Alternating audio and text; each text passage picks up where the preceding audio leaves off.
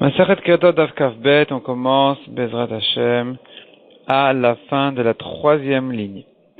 Ika de Matnela de Rav Sheshet al Hada. Il y en a qui enseignent une deuxième version, qui enseigne les paroles de Rav Sheshet, non pas comme dans la première version que Rav Sheshet a dit que on a le droit de manger du sang, un sang d'homme, d'être humain, il est permis tant qu'il ne s'est pas séparé du corps.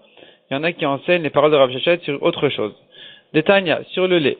Détania, Yachol Chalav Malcheshtaim, j'aurais pu croire que le lait des êtres humains, donc des femmes, Yehe Ochlo Over Belav, celui qu'il a mangé, qu'il a bu, il transgresse un lave. Vedinu, j'aurais pu l'apprendre par un Kalvachomer de dire qu'il est interdit.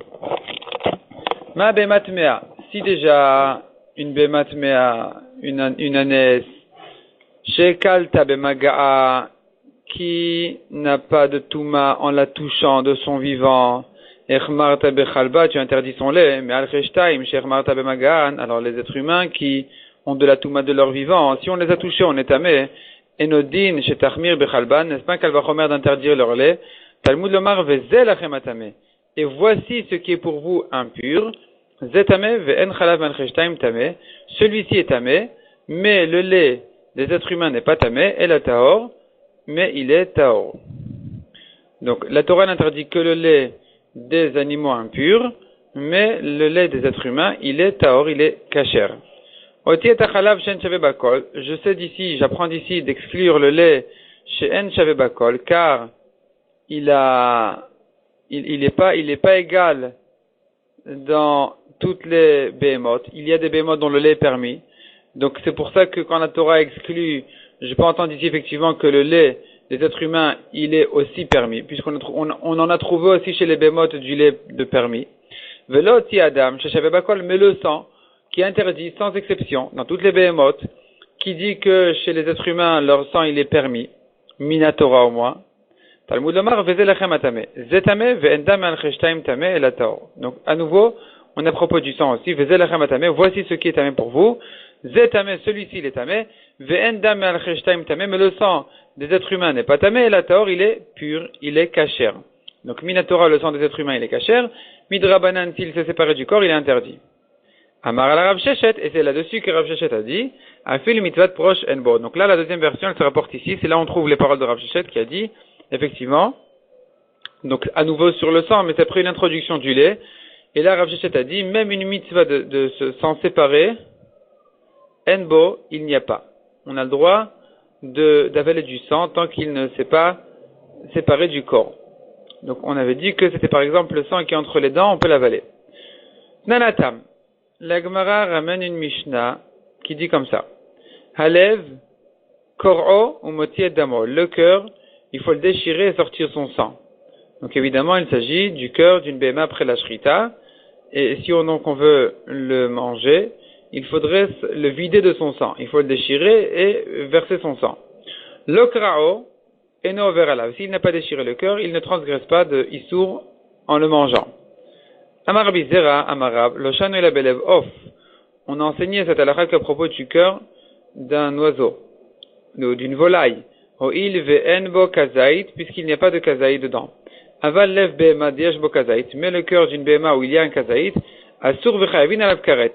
Il est interdit, donc s'il ne l'a pas déchiré, pour verser son sang, il est interdit, et on est chayav là-dessus, on est chayav karet. Et la Gemara s'étonne immédiatement. Métivé, pourtant on a bien vu, on a vu dans les davim précédents, on a bien étudié la halachot de karet du sang, que ça ne concerne que le sang de la vie, le sang de l'âme, d'âme nefesh. Mais le sang qui est dans les membres, le sang qui se trouve dans les membres, même s'il interdit minatora, il n'y a pas de karet dessus. Comment est-ce qu'ici on en est arrivé à un karet pour le cœur d'une behema? Donc métivé. Damatrol, damalev, damaklayot, le sang de la rate, du cœur, des reins, damevarim ou des autres membres, arei, elu, belotaase, il est interdit par un lave de la Torah, mais il n'y a pas dessus de karet. Dame al-cheshtaim, le sang des êtres humains, dam shkatimur masim, ou des insectes, asur, ven chayvin alav karet, il est interdit et il n'y a pas dessus de karet. Ven chayvin alav, on n'est pas chayav dessus. Donc il est interdit miderabanan, on n'est pas chayav dessus du tout, même malkout. Donc ça contredit ce qu'on avait dit, que le sang du cœur d'une béma, on est chayav dessus karet. Alors que on vient de voir ici que le sang des membres, il n'y a pas de karet dessus. Le sang du cœur, il n'y a pas de karet dessus. Et répond la Gemara Kiktane en chayavin alav. Ce qu'on a dit qu'on n'est pas chayav sur le sang du cœur, aldam dile. C'est le sang de la chair du cœur lui-même. Ce sang-là, il n'y a pas de karet dessus. Il n'est que belotaase. C'est un lave de la Torah, mais sans karet. Kika amar Rav, ce que Rav a dit qu'on peut trouver un karet en mangeant le sang du cœur, des atileme alma. C'est du sang qui est venu de l'extérieur, donc c'est le sang, le dam anefesh, le sang de la vie, qui est arrivé dans le cœur. Demande à Gemara, dam dile, hainu dam evarim. Le sang du cœur lui-même, on l'a déjà cité parmi le sang des organes, le sang des membres. On a déjà dit là-dessus qu'il y a dessus un lotaase. Donc pourquoi est-ce que ici la Braïta l'a répété en disant le sang du cœur, et ensuite on a dit le sang des membres? Si ce n'est que pour dire que même le sang du cœur qui est venu de l'extérieur, on n'est pas chayav de sukaret, mais que sur un lotaase, une mitzvah négative. Si tu dis que ce qu'on veut dire par damalev, c'est le sang du cœur, de la chair du cœur, c'est déjà cité parmi le sang des membres. Donc on est obligé d'expliquer qu'il s'agit ici non pas du sang du cœur lui-même, mais du sang qui est rentré dans le cœur de l'extérieur. Donc même ce sang-là, on n'est pas chayav de sukaret. Et comment est-ce que Rav a dit qu'on est chayav de sukaret? Répond la Gemara, Velitamer, et d'après toi tu t'étonnes que le sang du cœur ne veut pas dire de la chair du cœur, parce qu'on l'a déjà cité parmi le sang des membres. Alors d'après ta compréhension, comment tu vas comprendre le reste de la Braïta? Miloktan edam kelayot, uktan edam evarim, n'est-ce pas que la Braïta a déjà cité le sang des reins, et à nouveau elle a cité le sang des membres? Donc comment tu vas comprendre ça? C'est bien une répétition, il n'y a pas de sang qui vient de la vie, de l'extérieur, qui rentre dans les reins. Le sang des reins, c'est bien le sang qui se trouve dans la chair des reins. Et malgré que la Braïta s'est répétée, c'est pas un problème. Et la Taniva d'Artani, la Braïta, elle a cité quelques détails, elle a donné l'exemple de quelques organes, et ensuite, elle a dit, en général, le sang des membres, on n'est pas chayav de sukaret, mais que sur un lotaase. Achinami, de même pour le cœur. Taniva d'Artani. Tu peux dire la même chose, la Braïta, elle a enseigné, et à nouveau, elle a enseigné. D'abord, elle a dit le sang du cœur, donc de la chair du cœur, et ensuite, elle a répété en disant le sang des organes, des membres, on est chayav dessus pour un lotaase, une mitzvah négative. Donc, il s'agit du même sang, le sang du membre lui-même, du cœur lui-même. Mais si c'est du sang qui est venu de l'extérieur, là-dessus on a dit qu'il est chayav karet. Demande la Gemara, mais alma de l'extérieur, mecha atile. D'où il vient, ce sang qui vient en général du monde, d'ailleurs, d'où il vient exactement? Comment est-ce qu'il est chayav dessus karet? Amara Bizera, répond la Gemara, Beshash aneshama yotza mishraf sharif. Au moment où la vie de l'animal sort, avec au moment de la shrita, Mishraf Sharif. Alors Rashi explique, Mosher Hadam Mibet Ashrita Binishimato, Vekonso Belibo. C'est-à-dire, il tire le sang de l'endroit de la Shrita, qui est le sang de la vie, le sang qui devait jaillir, avec lequel la vie, l'âme de la Béma sort au moment de la Shrita, ce sang-là, il est attiré, Binishimato, avec la respiration de la Béma au moment de sa Shrita, Vekonso Belibo, ce sang-là, il est attiré, il rentre dans son cœur. Donc maintenant, il se trouve que dans le cœur de la Béma, après la Shrita, il y a un sang qui est venu de l'extérieur, qui n'est pas le sang de la chair du cœur, c'est le sang de la Shrita, le dam anefesh, sur lequel on est chayav karet. C'est pour ça que celui qui a mangé donc le cœur d'une Béma, sans verser son sang, il est chayav karet parce qu'on sait bien qu'après la Shrita, le sang qui est arrivé dans le cœur, c'est du sang sur lequel on est chayav Shrita, c'est du dam anefesh. On continue aux deux points. Dam shaneshama yotzabo chayavin alav. Le sang par lequel la neshama sort, on est chayav dessus. Itmar. La Gemara ramène un enseignement. Ezeu dam akaza shaneshama tluyabo. De quel sang exactement il s'agit? Quelle est l'étape? Alors Rashi nous explique qu'il y a 4 étapes de sang au moment de la shrita. Il y a un premier sang, ça doit être le sang de la plaie de la shrita, rien à voir avec le sang de la vie. Ensuite, il est noir, c'est des gouttes noires. Ensuite, il y a un sang rouge qui commence à couler. Troisième étape, c'est le sang qui jaillit. Et quatrième étape, c'est le sang qui continue à couler ensuite. On a encore du sang qui vient après la mort de la BMA, qui se dégage petit à petit du corps de l'endroit de la Shrita. Mais en réalité, il sort du corps tout entier de la BMA. Ça s'appelle Damatamtit, mais c'est pas c'est pas kashour à la shrita, c'est pas en rapport avec la shrita. Donc maintenant, revenons à notre question. Quel est le sang, au moment de la shrita que je dis, que c'est ça le sang que la neshama, la vie de la Bema, elle dépend de lui et qu'elle est sortie, elle a quitté la Bema avec lui. Rabbi Yochanan Amar, Kolzman Shemekaleach. Selon Rabbi Yochanan, c'est le sang qui jaillit. Donc c'est en fait la troisième étape. Resh Lakish Amar, Mitipa Mashcheret Ve'elach. Depuis, après la goutte noire, donc depuis que le sang commence à être rouge, même s'il ne jaillit pas, il coule, il commence à couler. Depuis cette étape-là déjà, je dis que c'est du sang de vie sur lequel on est chayav karet. Medive. Negmara l'objecte. Donc ici on voit justement la même question. Quel est le sang qui de la shrita que la vie de la bema sort avec? Kolzman shemekaleach. Tant qu'il jaillit. Yatsa damatamtit mipnei shushotet. Le damatamtit, c'est le sang qui sort après la shrita, après la mort de la bema, qui sort petit à petit. Ce sang-là qui est essoré, qui sort de tout le corps de la bema, lui est exclu du sang de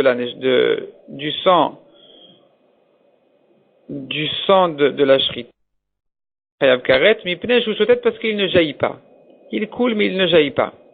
Maïla va filu rishon ve'acharon deshotet. N'est-ce pas que le premier et le dernier sang, donc en fait c'est la deuxième et la quatrième étape de la shrita, deshotet qui coule aussi mais qui ne jaillit pas, même s'il est rouge, ou kedam atamtid dami.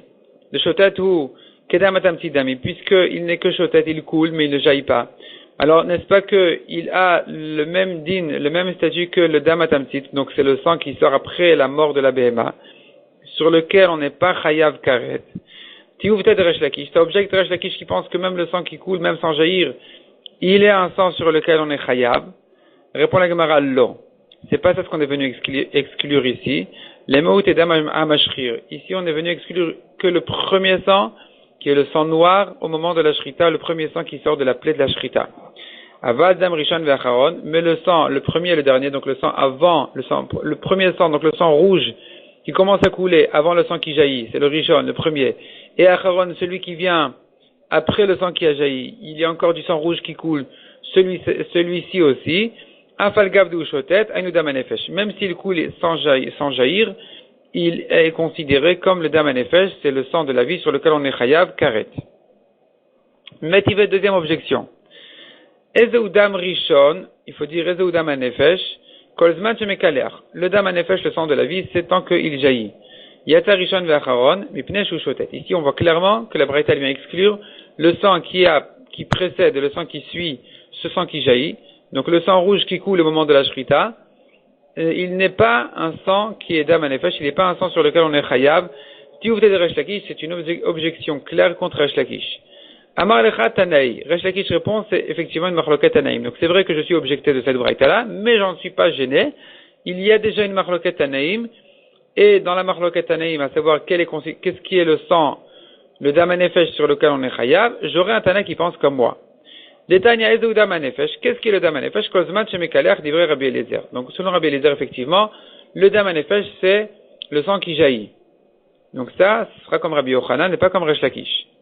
Rabbi Shimon Omer mitipa mashchet ve'elach.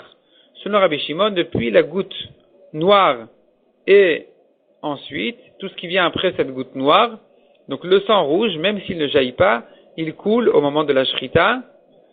On est chayav dessus aussi.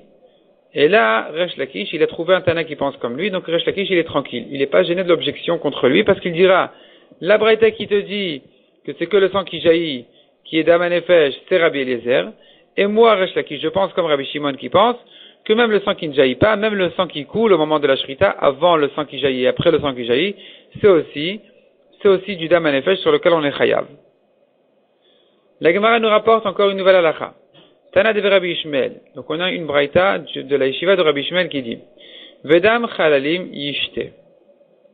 Vedam chalalim yishte. Donc un sang chalalim c'est des tués, des personnes tuées. Yishte, il va boire. Ça fait partie des brachot de Bilam. Quand Bilam il a raconté du bien contre lui, du Klal Israël, il dit sur le Klal Israël que le Klal Israël il boit le sang en fait de ses ennemis qui ont été tués. Autrement dit, il les tue, il en profite. Il profite de eux, il prend le butin. Qu'est-ce qu'on apprend de ce pasouk? De ce pasouk, on apprend que le sang, on peut le considérer comme yishté, comme quelque chose qui se boit. Quelle est la nafkamina de dire que le sang est quelque chose, est un liquide qui se boit? La nafkamina est par rapport au Hersher Zraïm. Donc pour rendre des fruits aptes à recevoir de la Touma, on a toujours vu qu'ils doivent être mis en contact avec un liquide. Qu'est-ce qui est considéré comme un liquide? Un liquide qui peut être bu. Qu'est-ce qui est considéré comme un liquide qui peut être bu? Alors on en a 7. Un des 7 c'est le sang. D'où je sais que le sang il s'appelle mashke. D'où je sais que le sang il peut être bu. De ce pasouk justement. Puisque le pasouk s'exprime sous cette forme-là. En disant qu'il va boire du sang des halalim, des personnes tuées. Alors j'entends de là que le sang est considéré comme un des mashkin, un des 7 mashkin, un des 7 liquides qui rendent aptes à recevoir de la touma. Mais ici au passage on entend une halakha. Prat les dames qui louach, sheno marchir et azraim. Puisque le pasuk parle de halalim, qui est une personne qui a déjà été tuée, donc qui est déjà mort, le sang qui sort de lui, c'est pas le dam anefesh, c'est le dam atamtzit, c'est le sang qui sort après la mort. Ce sang-là, c'est sur lui qu'on a dit qu'il est considéré comme un des 7 mashkin, un des liquides qui rendent, qui font le hersher, qui peuvent rendre les fruits aptes à recevoir de la touma. Mais le sang qui jaillit, prat les dames qui loir, donc ça vient exclure le sang qui jaillit au moment de la mort. Sheno marchir et azraim. Celui-ci n'est pas à marchir les fruits, puisque il ne s'appelle pas du sang de halalim. Le sang des halalim, c'est le sang des tués après leur mort, et pas le sang qui jaillit au moment de la mort. Ba'amine Rabbi Yirmiyah me Rabbi Zera. Rabbi Yirmiyah demandait à Rabbi Zera. Yikis dam le behema, vekibel dama mishne kosot. Un monsieur, il a fait la shrita une behema, et il a reçu son sang dans 2 bols. Maou. Et ensuite, il les a bu. Il a bu le sang, il avait soif, il y avait devant lui qu'une BMA, il ne savait pas quoi faire. Donc la seule solution qu'il a trouvée, c'était de lui faire la shrita et de boire son sang. Maintenant, le sang de la shrita, il a bu en 2 verres. Et ici, la question se pose, combien de chataot il est chayav? Après, il rentre à la maison, on lui dit, mais tu sais pas que c'est chayav karet, tu sais pas que c'est chayav chatat et tout. Bon, il était shogeg, il doit amener un korban chatat. Maintenant, il veut savoir combien de brebis il doit faire, 1 ou 2. À la rishon, il kol chayav. Pour le premier verre qu'il a pris, il est chayav selon tout le monde, c'est sûr que ça s'appelle du dam anefesh.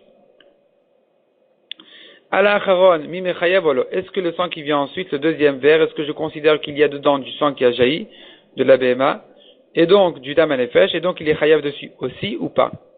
Amar le plukta de Rabbi Yochanan ve Resh Lakish. C'est une marloquette entre Rabbi Yochanan et Resh Lakish. Deitmar, Yikis dam le BMA ve kibel dama mishne kosot. Donc quelqu'un qui a fait la shrita une BMA, il a reçu son sang dans 2 verres. Resh Lakish amar chayav shte chataot. Selon Resh Lakish, il est chayav 2 fois parce que je considère qu'il y a dans le deuxième bol aussi encore du sang sur lequel on est chayav, du dam anefesh. Ve Rabbi Yochanan amar eno chayav ela achat. Selon Rabbi Yochanan, il n'est chayav que d'un seul korban chatat. On continue au 2 points. Rabbi Yehuda mechayev chata mechayev bedam atamtzit. Rabbi Yehuda, il est venu avec un grand chidouche dans la Mishnah en disant qu'on est chayav même pour le sang qui sort après la mort, on est chayav dessus aussi karet. Amar Rabbi Elazar, modé Rabbi Yehuda l'inyan kapara. Même Rabbi Yehuda qui pense qu'on est chayav dessus karet, il est d'accord en ce qui concerne la kapara des korbanot qu'on ne peut pas utiliser ce sang-là. Il faut que le sang de la vie, le dam anefesh, le sang qui sort au moment de la shrita et pas le sang qui sort après la mort. Chez Neymar qui a damu banefesh yichaper. La Torah dit bien, le sang il est interdit parce que le sang, banefesh, le sang de l'âme, il fait la kapara, c'est lui qui fait la kapara des korbanot. Dam shanefesh yotzabo mechaper, le sang avec lequel l'âme sort, c'est lui qui fait la kapara. Veshe'en hanefesh yotzabo ena mechaper. Mais le sang qui n'est pas un dam hanefesh, c'est pas le sang de la vie, c'est pas le sang de l'âme, l'âme, la vie ne sort pas avec. Ce sang-là, ena mechaper, il fait pas la kapara, donc il est pas soul pour le jeter sur le misbeach. On ne peut pas en faire une kapara des korbanot. Amar Rav Nachman bar Yitzchak afalan lemitanina. Rav Nachman bar Yitzchak renforce les paroles de Rabbi Elazar, que Rabbi Yehuda est bien d'accord en ce qui concerne la kapara des korbanot, qu'on ne peut pas utiliser ce sang-là. Donc, il le renforce d'une braïta. Afana, nous aussi, namitanina, on l'a enseigné aussi dans une braïta d'Etania. Dam, quand la Torah interdit tout sang, Matalmud lomar kol dam. Pourquoi elle a dit tout sang? Elle aurait pu se suffire de dire dam. Les fiches Nemar qui Adam ou Banefesh Yechaper, puisque la Torah avait dit, le sang de l'âme, il fait la kapara, Eni el Adam Kodashim Shanefesh Yotzabo, Shou Mechaper, je ne sais interdire que le sang des korbanot, et quel sang des korbanot? Le sang avec lequel l'âme, la vie de la BMA sort, qui est le sang qui est caché pour kapara. Donc je ne sais interdire que ce sang-là, puisque la Torah s'expliquait en disant que le sang est interdit puisqu'il fait la kapara dans les korbanot. D'où je sais interdire aussi d'autres sangs, comme par exemple, dam chulin, vedam atamtiti, c'est pas un korban du tout, c'est un dam chulin, le sang d'une béma de chulin, vedam atamtit, ou bien le sang qui sort après la mort, minain que lui aussi il est interdit, d'où je sais ça. Talmud Lomar kol dam, c'est pour ça que la Braïta nous dit tout sang. Qui c'est qui parle dans cette Braïta? Stam Sifra Mané. Cette Braïta-là, c'est Sifra. C'est un Sifra, donc c'est une Braïta qui a été enseignée sur le Chumash Vaikra, elle s'appelle Sifra. Comme qui vont les Braïtot de Sifra? Rabbi Udaï, c'est bien Rabbi Uda. Donc on voit que Rabbi Uda lui-même est bien d'accord, que malgré qu'on ait Chayav Karet sur le Dam Atamtit, le sang qui sort après la mort, cependant, pour la kapara d'un korban, il n'est pas soul. On ne peut pas utiliser ce sang-là, il faudrait utiliser, même selon Rabbi Uda, le Dam Nefesh, le sang qui jaillit au moment d'Ashrita, au moins le sang avec lequel l'âme de la Béma sort, c'est que ça, le sang qui est cachère pour les korbanot. Mishnah suivante. Rabbi Akiva mechayav al sfek meila hasham talui v'chachamim potrim. Donc ici on a une grande discussion entre Rabbi Akiva et Chachamim. La discussion entre Rabbi Akiva et Chachamim, on a terminé complètement avec le sang, on change de sujet. On retrouve maintenant le korban hasham talui. Le hasham talui, on a bien vu, quelqu'un qui aurait été chayav d'un korban khatat, mais qui est aujourd'hui dans le doute. Il ne sait pas s'il est chayav ou pas tour, il ne sait pas s'il a fauté ou il n'a pas fauté. Celui-ci, il doit en général amener un korban hasham talui. Hasham Taloui. Maintenant, le korban Hasham Taloui en général, il vient pour quelqu'un qui a un doute s'il est chayav d'un korban khatat ou pas. Quel est le dit dans un cas où quelqu'un il a un doute s'il est chayav d'un korban Hasham Meilot? Donc il a un safek, est-ce qu'il a profité du Ekdesh, oui ou non? Du Ekdesh, il aurait dû amener un korban Hasham Meilot. Meila, c'est la vera de profiter du Ekdesh. Meila veut dire un changement. Il a changé le Ekdesh en l'utilisant pour lui-même, en profitant. Et donc, il y a dessus un korban hacham en général. Et lui, il est rentré dans le doute, est-ce qu'il est chayav ou pas? Est-ce que maintenant je dis que dans son doute, il doit amener un korban hacham taloui ou pas? Sur ça, la Mishnah nous dit, je reprends, Rabbi Akiva mechayev al sfek meila hacham taloui. Rabbi Akiva pense que même sur un safek de meila, on est chayav un korban hacham taloui, malgré que c'est pas, il n'aurait été pas chayav d'un korban khatat. Il n'aurait été chayav que d'un korban hacham meilot. Dans le doute, il est quand même chayav d'un hacham taloui. Chachamim potrim, selon Chachamim, dans ce cas-là, il est pas tour. Au mot de Rabbi Akiva, she'eino mevial et meilato, Rabbi Akiva, il est d'accord quand même, malgré que, dans le doute, il doit faire un korban hacham, un hacham taloui, mais il n'a pas remboursé sa meila, donc son profit du Ekdesh, il n'a pas besoin de le rembourser, achitvadalo, jusqu'à ce qu'il sache certainement qu'il a effectivement été morel, il a profité du Ekdesh, qu'à ce moment-là, Shiavi imo hasham vadai. À ce moment-là, il donnera sa meila, donc il doit payer au Ekdesh son profit. Il doit ajouter dessus aussi un cinquième de l'extérieur, donc c'est un quart. Et il doit ajouter aussi un korban hasham vadai, un korban hasham meilot, puisque jusque-là il n'avait amené qu'un korban hasham taloui, qui servait à le protéger des souffrances, qu'il ne soit pas puni au cas où il a fauté. Maintenant qu'il a appris qu'il a effectivement fauté, il doit amener son korban, qui est un korban hacham meilot. Jusqu'ici, les paroles de Rabbi Akiva. Amar Rabbi Tarfon. Malezé mevishte hashamot. Pourquoi? Qu'est-ce qu'il fait cet homme-là avec deux korbanot hacham? À quoi ça sert? Il n'a pas besoin de faire deux fois son hacham, une fois hacham taloui, le lendemain hacham meilot. Et là, j'ai une solution pour lui, dit Rabbi Tarfon. Mevi meila vechumsha. Bon, d'abord, dans le doute, s'il a fauté ou pas, il doit amener sa meila. Donc, il doit amener son profit du Ekdesh, vechumsha et un cinquième. Veyavi hacham bishne slaim. Et il amène un seul hacham, un bélier, qui coûte 2 slaim. C'est le prix qui était fixé par la Torah pour le korban hacham. Veyomar, et il fait dessus un tnaï. Et il dit comme ça. Im vadai maalti, si il est certain que j'ai fait meila, zo meilati, veze hachami. Voici ma meila, donc ça c'est l'enveloppe, voilà l'argent. Vezo hachami, et ça c'est mon korban hacham qui sert à me pardonner pour ma faute. Veim safek ma'alti, et si je ne suis que dans le doute de ma meila, hamaot nedava, l'argent que je donne ici, c'est un don, ve'acham taloui. Et le korban hacham n'est pas un korban hacham meilot, mais un korban hacham taloui qui vient dans le safek. Et Rabbi Tarfon s'explique comment ça se fait qu'on peut faire un tnaï pareil, une solution pareille, chez Mimin, chez Umevi al-Hoda, car de la même espèce qu'il doit faire son korban hacham al-Hoda, dans le cas où il a appris qu'il a effectivement fauté, sur sa meila, il doit amener donc un bélier qui coûte 2 slaim, Mevi al-Hoda, de cette même espèce-là, donc bélier, il doit faire son korban hacham al-Hoda dans le doute. Amar Rabbi Akiva. Rabbi Akiva, en entendant cette solution-là de Rabbi Tarfon, d'éviter un deuxième hacham, alors Rabbi Akiva, il a dit dessus. Nir'in dvarav, les paroles de Rabbi Tarfon semblent bien, bemeila meuta. Dans le cas où un homme, il est rentré dans le doute d'une petite meila. Donc, sa dette au Ekdesh n'arrive qu'à une petite somme. C'est là où je dis qu'il a qu'à faire son korban hacham en disant qu'il sera ou hacham meilot ou hacham taloui, et il paye sa dette au Ekdesh, il paye sa meila au Ekdesh. Mais qu'est-ce que tu diras dans le cas? Haresh yavol yados fek meila bemea mané. Si est arrivé entre ses mains une avera, un safek, un doute d'une avera d'une meila de 100 manées, qui est une grosse somme, alors qu'est-ce que tu vas dire ici? Vas-y, sors du safek, paye ta meila, fais un korban hacham, et tu dis que soit c'est vadaï, soit c'est hacham meilot, soit c'est hacham taloui. Cette solution-là ne l'intéresse pas du tout. Lui, il préfère dire, tant que je ne sais pas, je paye pas.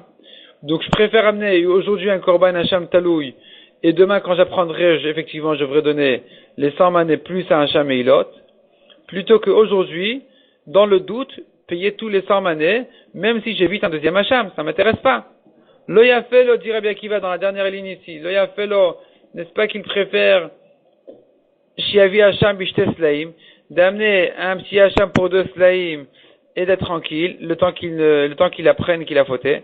Velo yavis fek meila bemeamane, plutôt que d'amener dans le doute une meila de 100 manées, même s'il évite un deuxième hacham. Bon, des Rabbi Akiva, de Rabbi Tarfon, mais meila meuta. Mais Rabbi Akiva, il est quand même d'accord avec Rabbi Tarfon dans le cas où la meila est une petite meila, où là, il préfère payer sa meila dans le doute et ne faire qu'un seul hacham en faisant le tnaï que Rabbi Tarfon a proposé de dire, donc la condition, il dit voilà, si j'ai fait meila, c'est hacham meilot, si je suis dans le doute, c'est hacham taloui, et là il est tranquille, quoi qu'il arrive il est tranquille. Donc ça c'est pour une petite somme, mais si c'est une grosse somme, il préférera, cet homme-là, faire son hacham taloui le temps de savoir s'il a fauté ou pas. Si dans 5 ans il apprend qu'il a fauté, ben à ce moment-là, effectivement, il n'aura pas le choix et il devra payer sa meila, plus ajouter un deuxième korban qui sera hacham meilot. On tourne la page. Tanu Rabanan. Veim nefesh. La Torah à propos du korban hacham taloui dit Veim nefesh, et si un homme il a un doute sur sa faute, il doit amener un korban hacham taloui. La paracha qui précède, le texte qui précède ce korban hacham taloui, parle de hacham meilot. Ce sont 2 korbanot qui se suivent. Donc d'abord hacham meilot, et ensuite hacham taloui. Hacham meilot, celui qui a profité du Ekdesh. Hacham taloui, c'est celui qui est dans un safek s'il a fauté ou pas. Et la Torah elle commence, donc le hacham taloui par les mots, ve'im nefesh, et si un homme rentre dans un safek s'il a fauté ou pas, il est chayav d'un hacham taloui. Le chayev al sfek meilot hacham taloui d'ivrei Rabbi Akiva. Selon Rabbi Akiva, on apprend de ce pasuk-là qui a été écrit juste après le korban de Meila. Donc il vient nous apprendre que ce hacham taloui il se rapporte aussi pour un safek de Meila. Donc sur un safek de Meila, on est aussi chayav d'un korban hacham taloui. La chachamim potrim, selon chachamim, non, on n'est pas tour de hacham taloui dans un safek de Meila. Lema be'a kamiflege. La Gemara propose d'expliquer la marloquette de cette manière. Donc disons que c'est en ça qu'ils sont en marloquette. De Rabbi Akiva savar les Medin et les Mitarton. Rabbi Akiva pense qu'on peut apprendre la paracha d'en haut de la paracha d'en bas. Donc Meila de Hacham Taloui. On dira donc que la paracha d'en haut qui est Meila, le Korban Meilot, on apprend de Hacham Taloui qu'elle aussi, dans le doute, il devra faire un Hacham Taloui. Les Rabbanan, c'est vrai, mais les Chachamim qui disent qu'il est pas tour dans le doute, il n'y a pas de Hacham Taloui à faire. Eux, les Chachamim pensent, En le Medin Elion Mitarton. On n'apprend pas la paracha du dessus de la paracha d'en dessous. On ne peut pas apprendre l'une de l'autre. Le Hacham Meilot, c'est quand il est certain qu'il a profité du Ekdesh. Et Hacham Taloui ne se rapporte que dans un cas de quelqu'un qui doit rentrer dans un safek de Khatat, pas dans un safek de Hacham Meilot. Amar Rafapa, la Gemara repousse cette explication en disant c'est faux. C'est pas vrai. Des coups, les Alma, les Médines et les Almitarton. Selon tout le monde, on apprend la paracha du dessus de la paracha d'en dessous. Deimken, la preuve qu'on doit prendre une paracha de la paracha suivante. Parce que si tu dis pas comme ça, Tsafon Beben Bakar, le nord pour le veau, l'omashka chatleu, tu ne le trouveras pas. Qu'est-ce que ça veut dire le nord pour le veau, tu ne le trouveras pas? Alors l'explication de cette phrase-là, elle est la suivante. La Torah nous dit que un korban ola, il faut lui faire la shrita au nord du Mizbeach. La Torah d'abord, en parlant du korban ola, elle parle de quelqu'un qui a fait un veau, ben bakar, un veau en tant que korban ola. Juste après c'est écrit, et s'il fait un mouton, il lui fera la shrita au nord. À propos du veau, c'est pas écrit que de lui faire la shrita au nord. D'où je sais que le veau aussi, il faut le faire au nord. On l'apprend de la paracha suivante, donc du mouton. Si tu dis qu'il n'est pas évident d'apprendre la paracha supérieure de la paracha d'en dessous, de la paracha suivante, alors tu auras un problème, qu'on aura perdu la source, on aura perdu la halakha du nord pour le veau, qui est la première paracha. Donc on voit que non, selon tout le monde, je peux apprendre la paracha supérieure de la paracha d'en dessous, la paracha suivante. Et la hacha, donc ici il faudrait expliquer la marloquette de Rabbi Akiva et Chachamim autrement. Et la hacha, Aïnuta Madrabanan. Donc ici, voici la raison de Chachamim. Des patrés qui disent qu'il est patour, des gmire mitzvot mechatat. On fait une xera shava. Ici, c'est écrit mitzvot à propos d'Hacham Taloui. Dans Khatat, c'est écrit mitzvot aussi. Malalan, de même qu'à propos de Khatat, il s'agit d'avoir chez Chayavin al-Dono karet, d'une avera sur laquelle, Bemezid, on est Chayav karet. Ve'al shiggato Khatat, et Beshogeg, on est Chayav Khatat. Afkol, de même, toute avera Shechayavin al dono karet ve'al shiggato khatat. Donc si on est chayav dessus karet ve'mezid et khatat beshogeg, c'est là où ve'al sfeko hacham taloui. C'est sur ça que la Torah dit que dans le doute tu fais un hacham taloui. C'est que dans une avera pareille, on est chayav karet be'mezid et khatat beshogeg. Tandis que la fouké meila, ça vient exclure le cas de meila, de quelqu'un qui a profité du ekdesh. Sur cette meila, Bemezid, on n'est pas chayav karet. Quelqu'un qui a profité Bemezid du Ekdesh, il n'est pas chayav karet. Detanya hezid bemeila, quelqu'un qui avait l'intention donc de profiter du Ekdesh, il savait que c'est interdit. Quelle est sa punition? Rabbi Omer bemita, vachachamim omrim be'azhara. Selon Rabbi, il est chayav mita bideshamaim. Selon Chachamim, il n'a que transgressé un lave, il n'y a pas de chiyuv mita dessus. Mais en tout cas, c'est pas un chiyuv karet selon tout le monde. Ni Khatat Beshogeg. Donc, puisque la Torah a fait une Xera Shava de mitzvot, on apprend que Hacham Taloui ne se rapporte que sur une avera sur laquelle on est Chayav Karet ou Khatat, à l'exception de Meila. Donc, tandis que Meila, c'est pas comme ça. Meila, on n'a pas de Karet, Bemezid, on n'a pas de Khatat Beshogeg, donc, c'est exclu aussi du Korban Hacham Taloui dans le Safek. Ça, c'est la dracha de Chachamim. Ve Rabbi Akiva Savar, Rabbi Akiva qui dit qu'il est quand même Chayav, il pense comme ça. Qui al final mitzvot mechatat chelev. Quand est-ce que on utilise la xera shava de mitzvot qui compare le hacham taloui à un korban khatat pour quelqu'un qui a mangé de la graisse ou une autre avera sur laquelle on est chayav khatat. Khatat chelev c'est le nom général qui veut dire une khatat pour quelqu'un qui a fait une avera du genre comme par exemple manger du chelev. C'est pour cette raison que j'ai besoin de cette Xera Shava pour apprendre Ma lehalan bikvu'a, afkan bikvu'a. De même que Khatat Chelev, c'est un korban Khatat fixe pour les riches et pour les pauvres. Ici aussi, le Hacham Taloui ne se rapporte que sur une avera qui a été commise Besafek, donc il ne sait pas s'il a fauté ou pas, dans une avera sur laquelle il aurait été chayav d'un korban Khatat fixe pour les riches et pour les pauvres. La fouke olav yored delo. Ça vient exclure quelqu'un qui est dans le doute. S'il a fauté une avéra pareille, sur laquelle il aurait été chayav d'un korban olav yored qui dépend donc de ses moyens. S'il est riche, il amène un grand korban. S'il est pauvre, il amène un petit korban. Donc sur un doute, pour une avéra pareille, on n'a pas de hacham taloui. C'est à ça que sert la Gzera Shava de mitzvot, pour comparer le hacham taloui à une chatat kvua, un korban fixe. De même que la korban chatat est un korban fixe, de la même manière, le hacham taloui doit venir sur un doute qui vient sur une avéra d'un korban fixe, et pas sur un doute d'une avéra qui n'a pas de korban fixe. Verabanan savre, les chachamim pensent, en Gzera Shava le merza. Les chachamim répondent à Rabbi Akiva. Si tu fais cette Gzera Shava de mitzvot, et que tu apprends du korban chatat, donc tu devrais le faire jusqu'au bout. Il n'y a pas à moitié une Gzera Shava. On ne fait pas une Gzera Shava à moitié. Donc on doit dire que ça doit se ressembler complètement au korban chatat. Non seulement pour exclure un korban qui n'est pas fixe, un korban qui dépend des moyens de la personne qui a fauté, mais même j'exclus le korban hacham qui n'est pas chatat, sur lequel on n'est pas chayav bemezid karet. Les deux ont été exclus du korban hacham taloui, de la Gzera Shava, de mitzvot. Et là revient la question maintenant se retourne contre Rabbi Akiva. Qu'est-ce que Rabbi Akiva lui il dit? Mikla de Rabbi Akiva savariesh Gzera le merza. Est-ce que Rabbi Akiva pense qu'on fait une Gzera Shava à moitié? C'est pas possible. Il n'y a pas de Gzera Shava à moitié.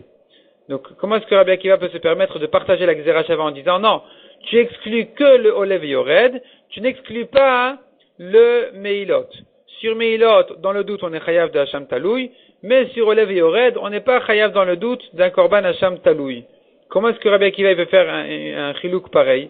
Comment il peut faire une différence pareille? Pourtant, si on fait une Gzera Shava, on l'a fait jusqu'au bout, ça doit ressembler totalement à un korban Khatat.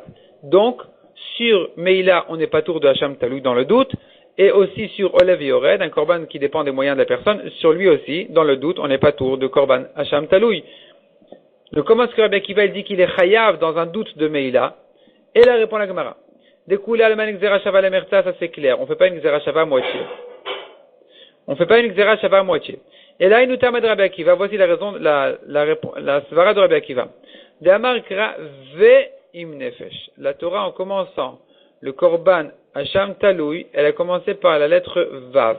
Et si un homme est dans le doute d'une Avera. Et là, Vav Mosif Alinyan Rishon, Veilmad Elion Mitarton. Ici, on a un Vav, on est obligé d'apprendre, le Vav, il vient mettre en rapport, obligatoirement, Inyan Rishon, le contexte d'avant, du dessus, qui est Meila.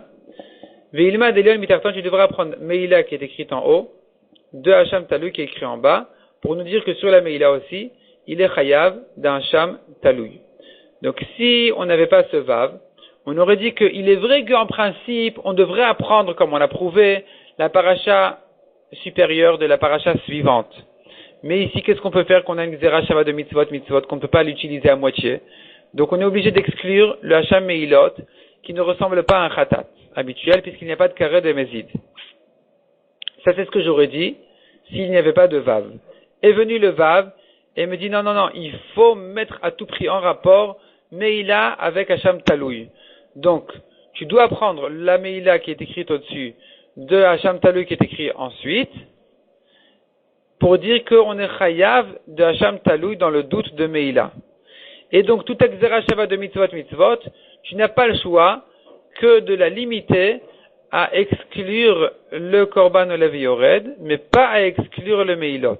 Donc, sur un doute, dans un cas de Olev Yored, il n'y aura pas de Hacham Taloui, tandis que sur un doute, dans un cas de Meila, on aura eu un Korban Hacham Taloui grâce au Vav. Verabanan Savre, qu'est-ce que pense Rachamim de ce Vav-là? Tarton hu de Gamar Melion. C'est la paracha suivante, la paracha d'en dessous, qui est celle qui doit apprendre de la paracha du dessus, mais pas celle du dessus qui devrait apprendre de la paracha suivante. Et qu'est-ce qu'on apprend donc pour la deuxième paracha de la première? Donc, autrement dit, qu'est-ce qu'on apprend de Meila à Hacham Taloui? Le Hacham Bekesef Shkalim. Le Korban Hacham doit coûter 2 Shkalim d'argent. 2 pièces d'argent de Shkalim, 2 Slaim. Et ça, la Torah ne l'a écrit qu'à propos du Hacham Meilot. Et donc, le Vav vient nous dire que dans Hacham Taloui, qui est donc la deuxième paracha, aussi, il faut que le bélier coûte à tout prix 2 shkalim. Vers Rabbi Akiva Savar, Rabbi Akiva, qu'est-ce qu'il répond à ça? On devrait dire que le Vav ne se rapporte que pour cette halakha, d'où je sais que le Vav m'apprend aussi la halakha de faire, donc d'où je sais que le Vav, il vient m'apprendre aussi du bas vers le haut, donc de la paracha d'Hacham Taloui vers Meïla, pour me dire que dans un doute de Meïla, on est chayav aussi d'Hacham Taloui, ce qui m'oblige finalement à limiter la Gzera Shava de mitzvot. Répond à ça Rabbi Akiva, en ekesh le merza. Il n'y a pas de ekesh à moitié. Si on a un kesh, donc un vav qui met en rapport les deux parachiotes, on ne dit pas moitié, on apprend dans les deux sens. Donc on est obligé d'apprendre aussi que la paracha de Meïla est concernée par la paracha suivante du Hacham Taloui, et tu seras obligé de limiter la Gzera Shava. Demande la Gemara Miklal de Rabbanan Savre Yesh Ekesh le merza. Est-ce que Chachamim, maintenant, la question se retourne contre Chachamim. Est-ce que les Chachamim pensent qu'on peut faire un cash à moitié? On sait bien que la lacha, c'est pas comme ça, on fait pas un cash à moitié. Répond la Gemara de Koulé Alman et Cash le merza. Effectivement, en général, on ne fait pas un cash à moitié. Ici, voici la raison de Chachamim. Degmire mitzvot, afkeme ekesha. À cause de la Gzera Shava de mitzvot qui doit être faite complètement, donc qui doit exclure tout ce qui ne ressemble pas au korban khatat, tout avéra sur laquelle on n'est pas chayav carré de mezid et khatat beshogeg, on ne sera pas non plus chayav d'Hacham Taloui dans le doute. D'où je sais ça de la Gzera Shava de mitzvot. Donc finalement, je ne peux plus expliquer le Hekesh, le Vav dans les deux sens. Je ne peux plus que l'expliquer que dans un sens, d'apprendre donc les 2 shkalim pour le Hacham Taloui. Mais pas pour apprendre dans l'autre sens que sur une Meïla, on est chayav d'un Hacham Taloui. Donc la Gzera Shava de mitzvot, afke me Hekesha, elle a ressorti du Hekesh. Donc le Hekesh, effectivement, en général, en principe, il devrait marcher dans les deux sens. On devrait apprendre théoriquement, même selon Chachamim, que la paracha du dessus de la paracha suivante. Donc on aurait dû dire qu'on est chayav à un Hacham Taloui dans un doute de Meïla, mais puisque j'ai mitzvot, une Gzera Shava, je peux plus le dire. Donc je ne peux utiliser le Hekesh que dans un sens pour apprendre les 2 slaim. Ve Rabbi Akiva Hacham bekesef shkalim nafkele. Maintenant Rabbi Akiva, pourquoi est-ce qu'il dit pas comme les Chachamim? Lui, Rabbi Akiva, il dit la halakha de 2 shkalim, la halakha qui dit que le bélier doit coûter 2 shkalim de la Torah. On l'apprend d'ailleurs, on l'apprend dans notre pasouk. Donc tu peux pas me dire que le vav ici ne vient que pour ça. Le vav ne vient pas pour ça. Cette halakha là de dire que le korban hacham taloui, il doit coûter 2 shkalim de Torah, on l'apprend dans notre pasouk. Nafkale mizot Torah ta hacham, on l'apprend du pasouk qui dit voici la loi du hacham, Torah chat lekol hachamot, une loi pour tous les hachamot, les hacham de bekesef shkalim, pour nous apprendre que le korban hacham doit coûter 2 shkalim. Donc puisque je sais d'ailleurs d'un autre pasouk que je connais cette halakha là des 2 shkalim, qu'est-ce qui me reste à apprendre du vav, du hekesh? Le vav ne vient plus que m'apprendre, ne vient m'apprendre plus qu'une dernière chose, c'est de dire que on n'a plus le choix que de dire que sur un doute de Meïla, il est chayav un Hacham Taloui. C'est ce que Rabbi Akiva dit. Verabanan, et les Chachamim, eux, ne veulent pas apprendre. Donc eux, les Chachamim, qu'est-ce qu'ils disent? Pourtant, on devrait apprendre de Zot Torah Hacham, on devrait apprendre les 2 shkalim. Et donc, on devrait dire que le vav du Hekesh ici ne vient que pour rendre chayav de Hacham Taloui un doute de Meïla. Répond à ça la Gemara. Verabanan afalgav dirtiv Zot Torah Hacham, malgré qu'il est déjà écrit Zot Torah Hacham, itterich le mirtav veim nefesh. On a quand même besoin du pasuk veim nefesh, vav mosif alilan rishon. Donc le vav, il vient ajouter sur la paracha précédente. Veilma tarton meilion pour apprendre sur la deuxième paracha de la première. De même que dans la première paracha qui est Meïla, le Hacham doit coûter 2 slaim. De la même manière, à propos du Hacham Taloui, le Korban Hacham doit coûter 2 slaim, 2 shkalim, c'est pareil. Deim izot Torah Hacham, parce que si on avait que le pasuk de Zot Torah Hacham, voici la loi du Hacham, j'aurais pas su que tous les Hachamot, même le Hacham Taloui, ils sont concernés par ce prix-là des 2 shkalim. Avamina, j'aurais dit. Qui amine à Torah chat l'école Hachamot, quand est-ce que je dis qu'il y a une loi pour tous les Hachamot qui doivent tous coûter le même prix? Anami, les Bishar Hachamot Vadaïn, ça ne concerne que les autres Hachamot qui viennent pour des avérotes certaines. Aval Hacham Taloui, mais le Hacham Taloui qui ne vient pas pour une avéra certaine. Kevan dal spek chelev keati, puisqu'il vient sur une avéra d'un doute de quelqu'un qui ne sait pas, par exemple, s'il a mangé du chelev ou pas. Emma, je devrais dire, loyes feko chamur mivadao. Son doute ne doit pas être plus chamour, plus grave que son vadaï. Qu'est-ce que ça veut dire? Ma vadao chatat bat danka. De même que, si il est certain d'avoir fauté, d'avoir mangé du chelev, il doit amener un korban chatat. Combien va coûter sa brebis? Elle peut coûter danka, c'est une toute petite pièce de monnaie. Il trouve une brebis pour quelques sous, il achète, c'est bon, l'essentiel c'est de faire son korban. Alors ça c'est s'il était certain d'avoir fauté. Maintenant qu'il est dans le doute s'il a fauté ou pas. Tu vas me dire qu'il est chayav de trouver un bélier qui coûte 2 shkalim et pas moins, il est obligé de payer son bélier un tel prix. Avseko, Hacham, Bardanka, je devrais dire que même dans son doute, c'est vrai que la Torah lui a dit de faire un korban Hacham, c'est vrai qu'il doit faire un bélier, mais n'importe quel bélier pour n'importe quel prix est suffisant. Donc, du mot Zot Torah Ta Hacham, j'aurais pas su dire un si grand chidouche que ça, que même le Hacham Talouy, qui n'est que dans un doute d'une avéra sur laquelle, même s'il était certain de l'avoir faite, il ne devrait pas payer autant. Alors, je ne saurais pas dire que dans ce cas-là aussi, il est chayav de 2 slaim. C'est pour cela que la Torah nous a ajouté ce mot, ce vav là de veim nefesh, vav mosif alinan rishon. Donc le vav vient ajouter la deuxième paracha, vient la juxtaposer avec la première, pour nous apprendre que de la même manière que le hacham meila il doit coûter 2 slaim, de la même manière aussi, le hacham talui doit coûter 2 slaim. Et s'il coûte plus cher que ce qu'il doit payer pour une avéra certaine, c'est pas grave, c'est ça ce que la Torah a dit. Au contraire, de là on apprend du moussar, c'est écrit et dans la Gemara et même dans la Halacha, quelqu'un qui a un doute s'il a fauté ou pas, il doit faire même une plus grande tchouva que quelqu'un qui est certain d'avoir fauté. Parce que lui il est tranquille, il dit non, sûrement ça c'est pas grave, certainement j'ai pas fauté, bon, espérons que. Et ça l'empêche de faire tchouva correctement. C'est pour ça que la Torah lui dit au contraire, tu dois faire un plus grand korban encore de 2 slaim. Alors que ton khatat, si tu étais sûr d'avoir fauté, tu l'aurais payé un petit sou. Là, tu dois payer ton korban Hacham Talou dans le Safek, plus cher, bien plus cher que ça. Demande à Gemara, Ani Chaleman de Darish Zot Torah Hacham. Ça va bien selon celui qui fait cette rachala de Zot Torah Hacham. Donc effectivement, on pourrait apprendre de là-bas, selon Rabbi Akiva, que le Hacham Taloui, il doit coûter 2 slaim. Et donc le Vav ne me reste que pour la dracha de dire que on est chayav dans le doute d'une meila à un Hacham Taloui. Et là, les mandelo darish zotorat Hacham maïka le memar. Mais selon celui, il y a un mandamar qui ne fait pas cette dracha-là, qui veut pas faire une dracha du pasuk de zotorat Hacham. Donc qu'est-ce qu'on dira selon ce mandamar, d'où on saura qu'il faut 2 slaim pour le Hacham Taloui, selon Rabbi Akiva, il répond à la Gemara, Yalif berkecha berkecha me Hacham meila. On fait une xera shava, berkecha berkecha de Hacham meila, qu'il doit coûter 2 slaim.